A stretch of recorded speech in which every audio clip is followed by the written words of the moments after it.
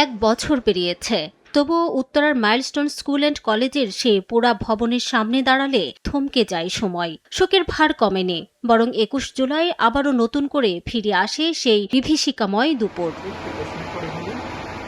২০২৫ সালের ২১ জুলাই বিমান বাহিনীর একটি প্রশিক্ষণ বিমান উত্তরা দিয়াবাড়িতে মাইলস্টোন স্কুল অ্যান্ড কলেজ ক্যাম্পাসে বিধ্বস্ত হয়। এতে অন্তত ৩৬ জন নিহত হন, আহত হন শতাধিক। নিহতদের বেশিরভাগই ছিল শিশু শিক্ষার্থী। প্রাণ হারান বিমানটির পাইলট ফ্লাইট লেফটেন্যান্ট তৌকির ইসলামও। ঘটনার এক বছর পরও শোক কাটিয়ে উঠতে পারেনি স্বজনরা। অনেক আহত শিক্ষার্থী এখনও চিকিৎসাধীন। পরিবারগুলোর অভিযোগ, ঘোষিত ক্ষতিপূরণ চিকিৎসার ব্যয়ের তুলনায় অপ্রতুল। অন্যদিকে সরকারের তরফ থেকেও উদ্যোগ পর্যাপ্ত নয়। ঘটনা তদন্ত প্রতিবেদন প্রকাশ না হওয়ায় স্বজনদের হতাশা আরও গভীর হয়েছে।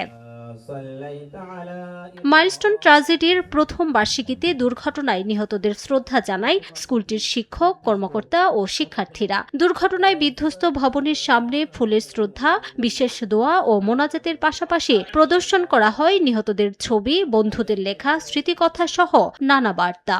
মাহারিন চৌধুরী মিস উনি ভিতর থেকে এই বাচ্চাগুলোকে পুশ করে বের করে দিয়েছে। যদিও ওই সময় আমি জানতাম না যে তার নিজের গায়েই সারা গায়ে আগুন ছিল।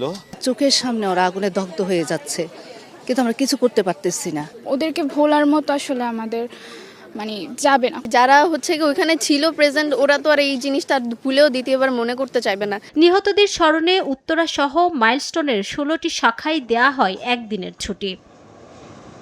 রিমু সিদ্দিক, সময় সংবাদ, ঢাকা।